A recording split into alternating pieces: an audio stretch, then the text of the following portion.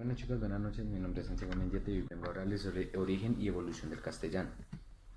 ¿Qué es el origen y la evolución del castellano? Esto se va a venir desplegando por varias ramas. La primera de ellas es las lenguas primitivas de la península.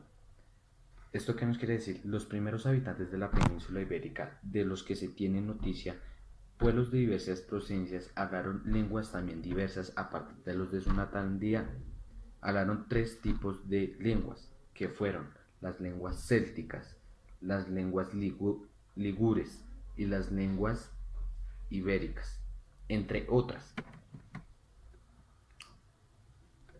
Esto nos lleva también a concluir que en el siglo VII a.C., un nuevo pueblo fenicio, o sea, en la ciudad de Cartago, en el norte de África, tras establecer una colonia en la isla Ibiza, inició una larga dominación en el sur de la península ibérica, ya que esto dio a surgir que se dieran tres partes: los celtas, los celtiberos y los iberos. Después de ello vino la península ibérica romana. ¿Desde cuándo? Fue romana desde finales del siglo II antes de Cristo hasta los comienzos del siglo V después de Cristo. Tan honda fue la huella que esta civilización dejó, no quedó casi totalmente olvidada. Toda la cultura anterior y quedó marcada por todo lo que está sucediendo o todo lo que ellos hicieron. Una pregunta que sí deberíamos hacernos nosotros, que en verdad es válida y tiene mucho sentido, es si el hombre tuvo varias descendencias y tuvo varias clases y es subdividido, ¿qué pasó con todas las lenguas de la península ibérica?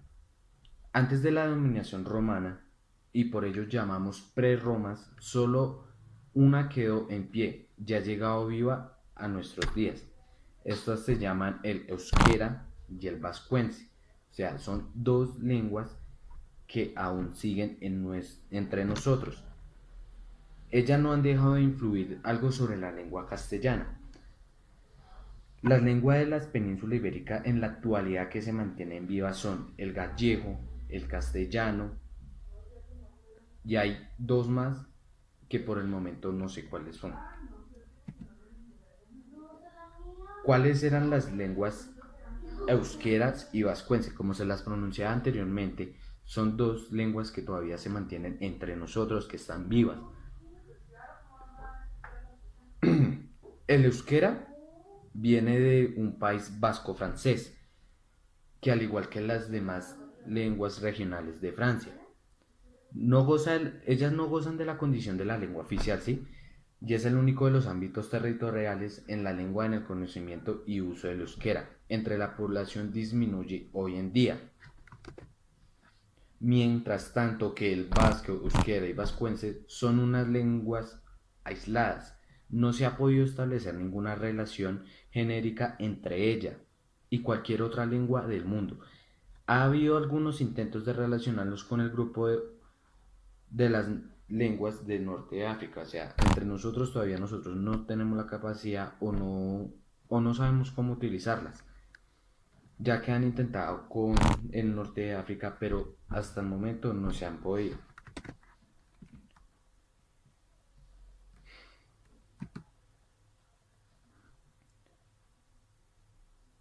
El latín, nuestro idioma. El latín es nuestro idioma. En el año 218 a.C. desembarcó en Apulias de un ejército romano. Venía a combatir contra los cartagineses en la guerra de la ciudad de Roma subterránea contra estos. Así comenzó una dominación que tenía que durar más de 6 siglos,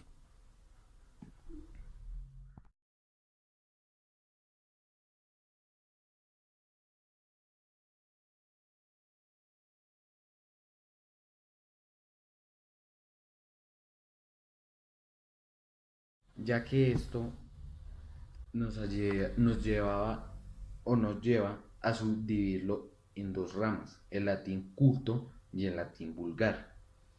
¿Qué es el latín culto? Hablado por senados, filósofos, escritores y oradores. El latín vulgar es hablado por los soldados, pueblos conquistados y campesinos. Entonces, después de la caída del Imperio Romano, la lengua cultura, especialmente de la Iglesia Católica, se iba dando lugar a las lenguas románicas. ¿Qué lengua hablaban los romanos? Como la ciudad de Roma está situada en una región del Latium, que fue la primera frontera de la expansión romana, su lengua se llamaba latina. Por eso es que existen varios libros que dicen que la lengua nativa y civilización romana, porque debido a esto y caídas de imperios, ellos fueron tomando varias maneras y formas de organizar sus lenguas. Algo que también es muy importante sería el origen del idioma español. La base del idioma español es latín vulgar, propagado en España a fines del siglo III a.C., que se impuso a las lenguas ibéricas y al vasco. Por eso es que hay muchas maneras de escribir una palabra, de pronunciar de diferente manera. También que vino a suceder el nacimiento del romance. Dice, en ninguna lengua habla del igual el nacido de una región que en otra, ni un hombre culto habla igual que un analfabeto, ni tampoco se habla igual al que se escribe. Estas diferencias son más notables en unas lenguas que otras. A esto es lo que yo me refiero. Nosotros, los españoles no, colombianos o España, pronunciamos de una manera, mientras que en otros países o en otros lugares pronuncian cierta palabra de diferente manera y se escriben de diferente manera. Del castellano al español. El español también se llama castellano por ser el nombre de la comunidad lingüística que habló esta modalidad románica en tiempos medievales de Castilla. O sea, esto nos quiere dar a entender que el castellano está relacionado con el español o pueden ser una misma, en el cual nos da a entender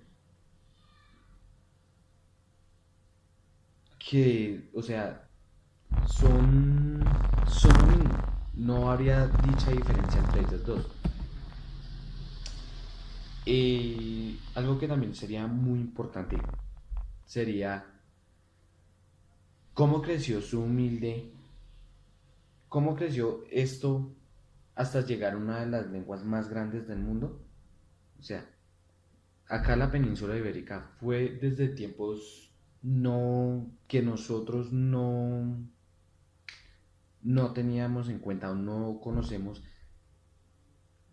a través de asentamientos, colonizaciones, conquistas que se realizaron en pueblos de diferentes procedencias, fénicos, griegos, cartagineses, romanos, visigodos y árabes ocuparon en diferentes épocas el territorio de peninsular, ya que esto nos quiere dar a entender que por todo esto es que empezaron a surgir las lenguas, en especial el castellano o el español.